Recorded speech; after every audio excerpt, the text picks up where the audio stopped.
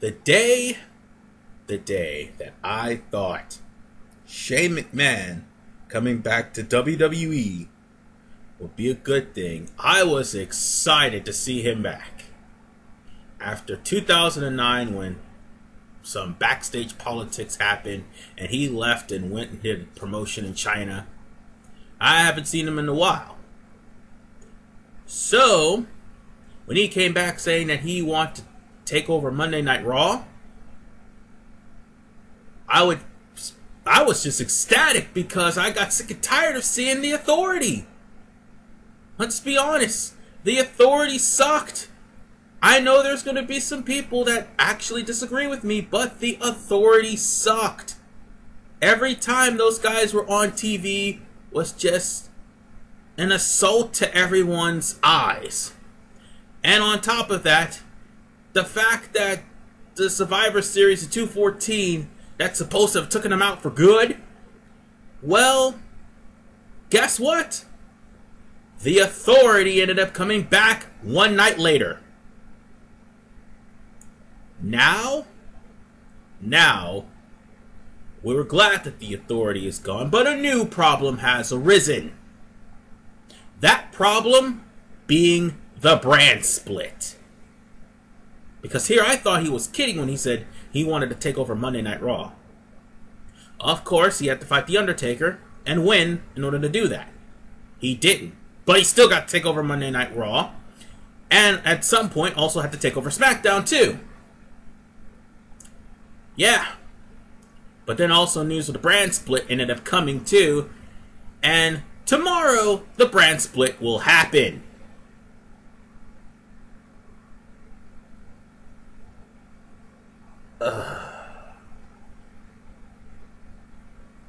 Okay, ladies and gentlemen, let me give you my feelings for the brand split. It started out as a good idea at first, but then contributing factors slowly but surely destroyed it. First, being the Reign of Terror. 3 years. 3 freaking years of Triple H burying everyone. 3 years. And on top of that, Raw only had 2 championships to fight for. You either had to be in a tag team, or you had to try to pry the World Heavyweight Championship from Triple H's dead hands. It used to have the Intercontinental Championship, but after the Katie Vick angle, it got unified and decommissioned temporarily. They had the European Champion, but they decommissioned that. There was the Hardcore Champion, but they decommissioned that. So you literally had 2 championships. But on SmackDown's side, SmackDown actually had some good competition. Until they went PG. Yeah, SmackDown was the first show in WWE to go PG. And the minute it went PG, you see a lot of the risk, a lot of the action had to go to a screeching halt. And also, let's not forget about Muhammad Assad, which he was an interesting gimmick. But after Creative's terrorist attack angle that happened on the day of a terrorist attack, coincidentally, SmackDown had to literally take a lot of precautions because they were on UPN. But the main reason why WWE slowly but surely transitioned to PG on all shows was because of Linda McMahon running for Senate. That was the main reason. That will always be the main reason. And it's still PG because she's trying to look good for her politician friends. That's going to continue to be the main reason. And let's also not forget pay-per-views like Bragging Rights being the other reason why the brand split failed. Bragging Rights has no point. And there was other things too, but the one thing that killed the brand split more than anything else was the celebrity guest hosts. That is what truly killed the brand split. Oh, that and the Authority. But still, since this brand split is going to happen, I've given a little bit of tips so they can follow to make sure that the brand split won't fail this time. Whether Vince follows them or not is up to him. But if he does not want to see people turn away from his product, or at least veto the brand split, or I won't think veto, but rather boycott the brand split, or things of that nature, there's a few things that people would like to see happen that this time the brand split should do, so that'll keep the ratings from going any lower than what they already are. But you know, creative's not going to do it, but I'm just going to give them the advice nonetheless. So let's start off with a few things I've listed that was also a main problem. I'm not even going to harp on the celebrity guest host because we all know how wrong that is. So yeah, I'll go on ahead and round things off, starting with the first point.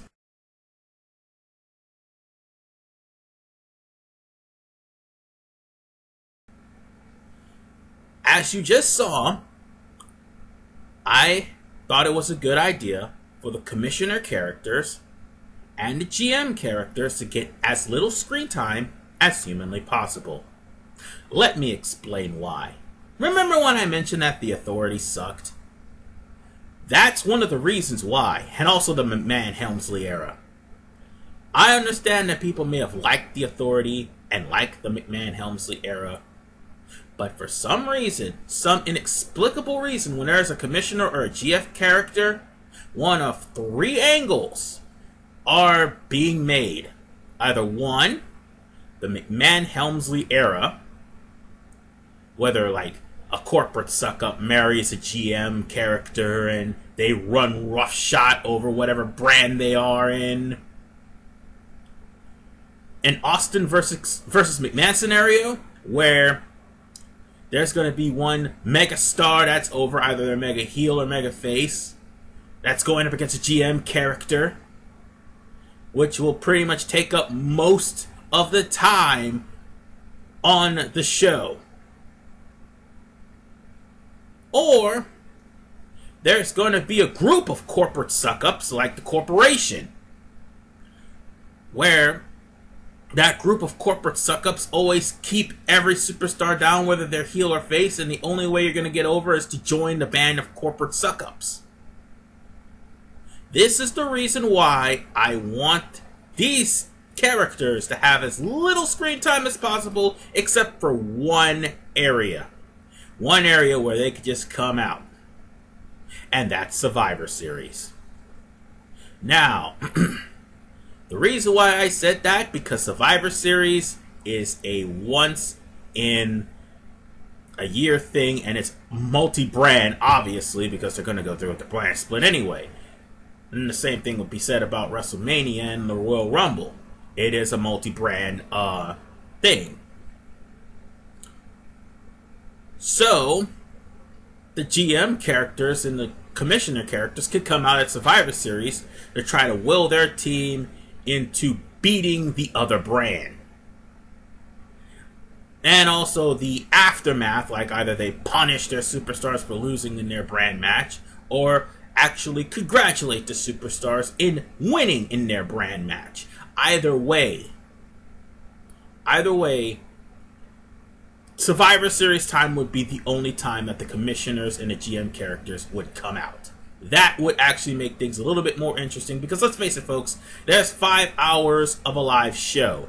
3 hours on Raw, 2 hours on SmackDown. The last thing people want is to see a segment of people constantly kissing the ass of the GM and kissing the ass of the commissioner. In Stephanie's case, that's pretty much what the Authority was. So yeah, that pretty much brings out the point as to why I wanted the GM characters and the commissioner characters to get as minimum of screen time as humanly possible. And on to the next point.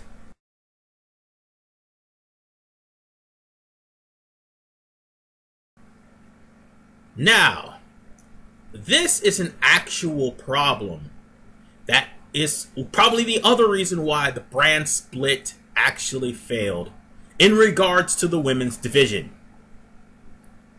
The women's division did not have much to compete for because the women's title was like the undisputed championship.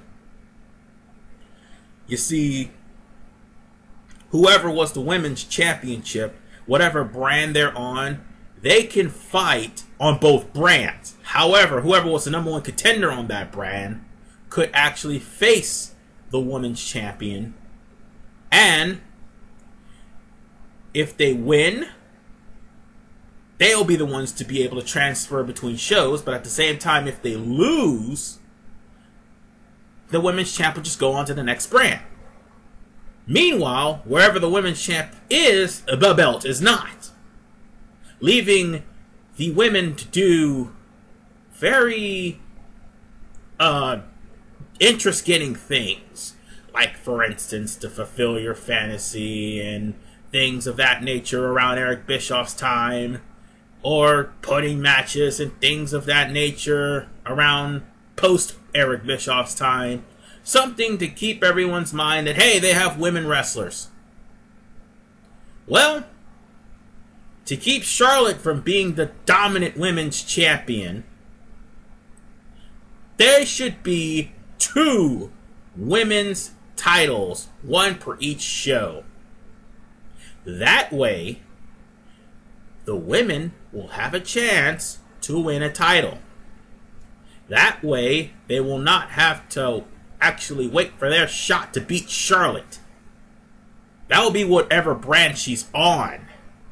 That'll have to wait for their chance to beat Charlotte, because WWE is going to bring in more talent. That is an obvious fact. But if they bring in more women and there's only 1 women's champion, well, that pretty much defeats the point of even having a women's division. On a different brand, that is. So having 2 women's championship is pretty much a good thing. And hopefully it will be like the Raw Women's Championship, where the Women's Championship will be red, and the SmackDown Women's Championship, where the Women's Championship will be blue. As opposed to the Women's Championship, which was the old school women's belt, although that was a good belt. What wasn't was the Divas Championship, which was SmackDown's answer. Or SmackDown / ECW, because ECW was around at the time. Needless to say, having them with Women's Championship on both brands will make things easier. And you want to know what else would make things easier? Because creative has a bad penchant of doing this. Making a women's tag team division. For some reason, because there's a dominant champion, they tend to put women on tag teams and stables. If there is going to be an influx of women who are coming off of injury, who are getting signed from NXT or from other promotions, you would want a tag team women's division, because they're going to either come in as a tag team or they're going to come in as a stable. Needless to say, having a pointless stable just to protect the champion has gotten old. And besides, giving them a tag team championship would actually be a good idea, considering the Lay Cool incident. Just saying. Now then, I did bring up one point, and I will elaborate further on it. Well, one point earlier in the video, and I will elaborate further as to why it is a bad idea as of right now. But yeah, just think about getting a women's tag team division as well as a women's championship. I know creative's not going to do it, but it should at least help.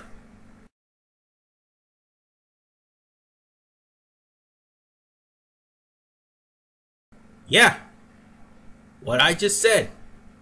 Don't bring back bragging rights. You heard me.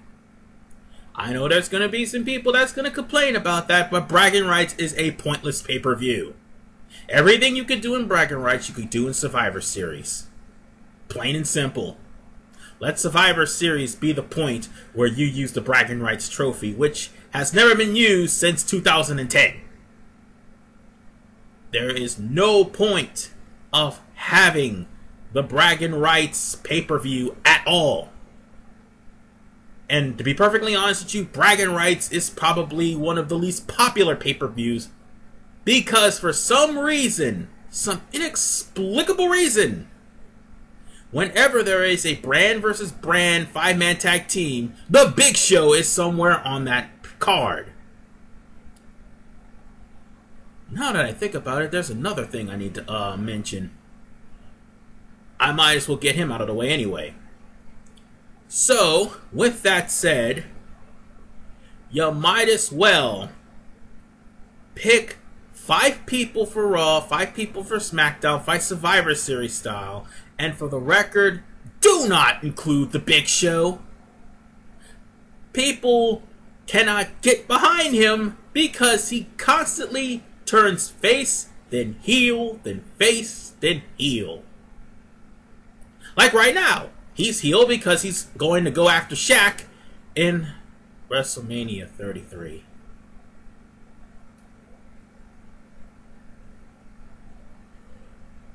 But enough about that. Let's just put it to you in a perspective. Let bragging rights be completely gone, a complete afterthought, and let Survivor Series be where the brands go head to head to see which brand actually survives a boost in ratings.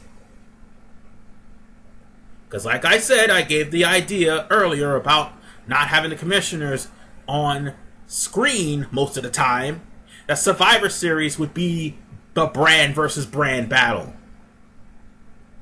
So there would be no point in having battlegrounds whatsoever. I mean, not battleground. Well, yeah, technically battleground, and there would be no points in having bragging rights either.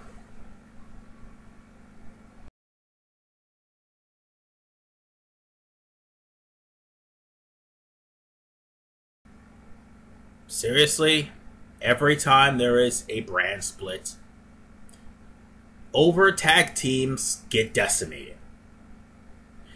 It takes a long time for people to get used to a tag team.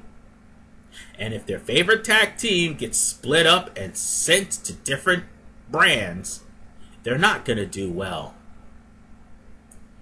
If they get split up by the storyline, they're not going to do well. Well, here's the list of tag teams that did not make it for every brand split. La Resistance. The Dudley Boys. Well, they had to be reunited.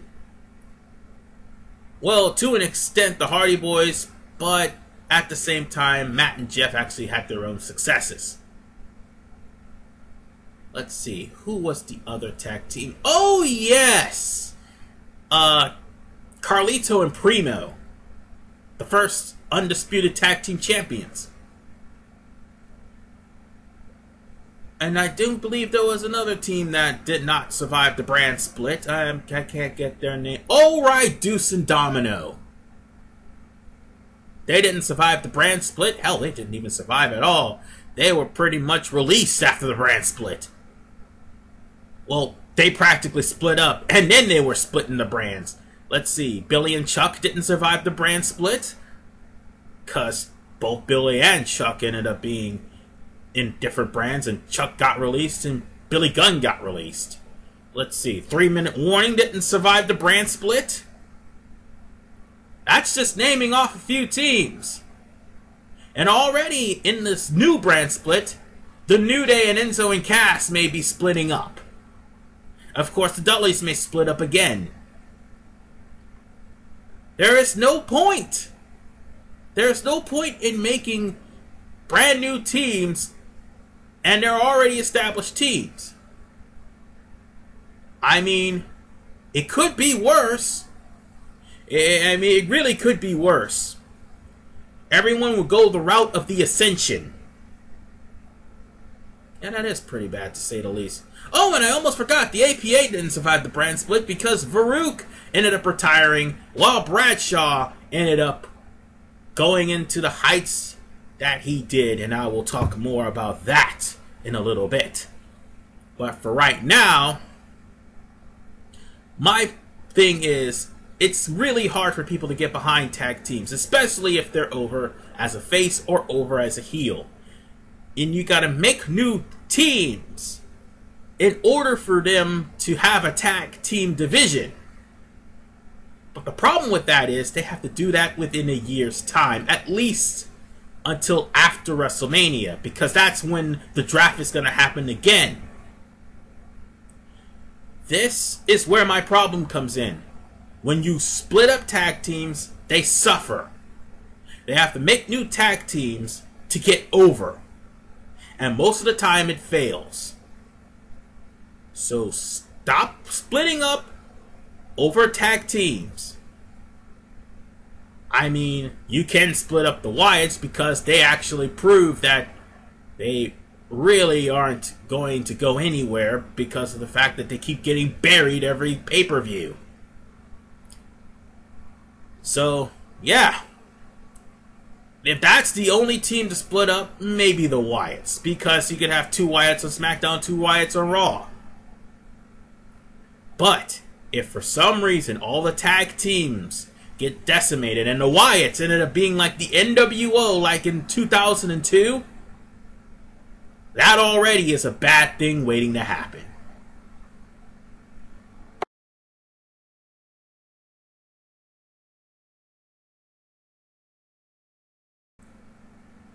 Alright, this brand split has had some issues with this subject. And to be perfectly honest with you, they need them. They need low card championships for both shows. It is going to be 3 hours on Raw, 2 hours on SmackDown. A lot of people may not get some screen time because the mid-carders and the main eventers may take up most of the show. So what do? You create low card championships. Something that will have the low cards to fight for. Something that will have the low cards to pretty much gain momentum from. Let that be a division. I mean, they could bring back the European and the TV title and let that be a division for the low cards. Because we had some interesting matches with the European Championship and the television title. I don't know what happened and why the television title was... Oh, right, Tess. Never mind, I forgot. But still.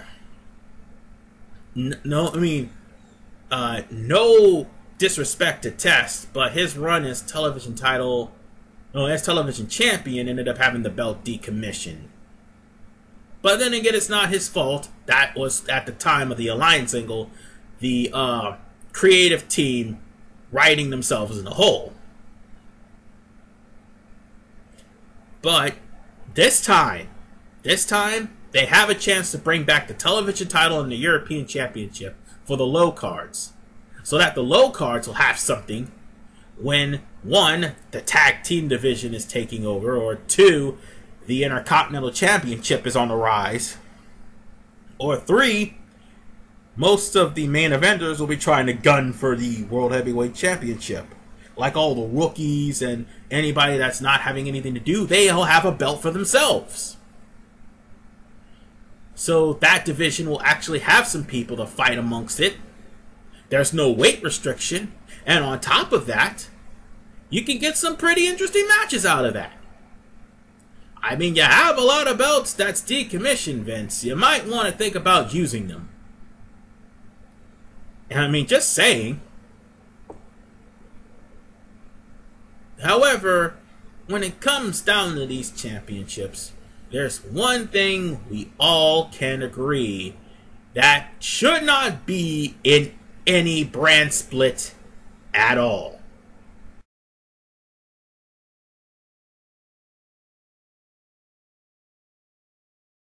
No reign of terrors. There have been many, and I repeat, many reigns of terrors throughout the brand split. I I can't believe I said Brand Split. But anyway, there were many reigns of terrors in the Brand Split. While Triple H is the most notable one, there are other reigns of terror. They include Lay Cool, as I mentioned earlier, The Miz, JBL. They also include the Age of Orton, the mini Age of Ortons. Let's see, John Cena. And yes, let's not forget the Roman Reigns of Terror. Oh, and also the burial of 2016 that is known as the Royal Rumble. But that's not the point. Point of the matter is, we should not have any reigns of terror. Because those reigns of terror is going to definitely drop the ratings of the show. And before anybody asks, yes, The Miz is a reign of terror, because not only was that one of the darkest eras of WWE, let's face it, there's a lot of bad things that happened. Granted, the only good thing that came out of it, at least Jerry Lawler got to fight for the World Heavyweight Championship. But at the same time, he got screwed over by, of all people, Michael Cole. That is the main reason why that reign of terror is a reign of terror. And while we're at it, he is also responsible for headlining by far the worst WrestleMania in existence, which brought about twice in a lifetime. Yeah, The Miz being champion was just terrible. I mean, granted, the guy deserved to win the title. It's just the fact that how his title reign ended up could have been done better. For the most part, he didn't need Michael Cole. He honestly don't need Michael Cole in his title reigns. And as for JBL, well, he was practically the only person on his squad that was successful. Yeah, Orlando Jordan and the Bashams did win titles themselves. However, the Bashams lost their titles, and they got kicked out of the cabinet. And Orlando Jordan lost his title in a matter of 30 seconds because of the fact that he had to go to the minors because of how badly he sucked. Yeah, that's right. He went to the minors to face Heidenreich. And it was still a reign of terror nonetheless, because JBL, despite him having the belt and headlining it and practically holding it for John Cena, to be perfectly honest, there were other people who could have won that belt, and it would have been made credible if they did. But at the same time, people who didn't get a chance to take on JBL because he only fought in matches as warm-up matches, not #1 contenders or anything like that. He just fought the same people over and over again. Because it's like blowback from several feuds. But to be honest with you, every championship can't be a reign of terror. It's just gotta be that specific bad to be a reign of terror. And that's because of the fact that some of the championships had some low ratings at this point. I also should have mentioned Edge, because that too was a reign of terror. Especially with La Familia. Anyway, the point is, this time around, no reign of terrors for anybody. Doesn't matter who the superstar is. It's going to be an infuriating brand split if I ever see a reign of terror on any brand, even if it's your favorite superstar.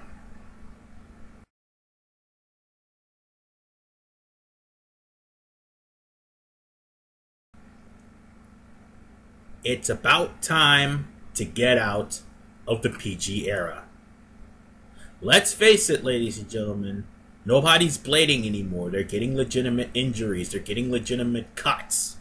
Because Vince is fighting for blading anyway. They're getting legitimate gashes. They're getting legitimate blood. If we could just get out of the PG era, that would be absolutely fine. I mean, we don't need blood every day, 24/7, but we also don't need the referees to stop the damn match just to watch some blood off of somebody's face. Or, in the case of Matt Hardy versus Edge, completely throw the match out where there's no winner. Even though Matt can clearly continue to fight. The point is, because of PG, there was a lot of restrictions. Characters had to pretty much be killed off or censored. People couldn't just be themselves. They had to completely tone down everything for the little kids. Well, I got a newsflash for you, WWE. Apparently you haven't seen NXT TakeOver Dallas. Because even the little kids was chanting, "Fuck PG." Doesn't matter if it's PG or PG-13, little kids actually like watching this show. And they are not stupid. They know when things are too campy even for them. And yet, Vince insists on staying on PG. It's high time to get rid of the PG era once and for all. This is what will make the brand split work. I mean, don't get carried away like with Katie Vick, but at the same time, at least they'll bring out some hard-hitting promos. A little swearing will actually make things exciting for those who pretty much got sick and tired of suffering succotash. Yeah, Roman Reigns actually said that, by the way. So, with that said, ladies and gentlemen, PG era is hated by all, even John Cena. So if that's gone, you will expect to see a ratings boost. But I'm not sure that's going to happen.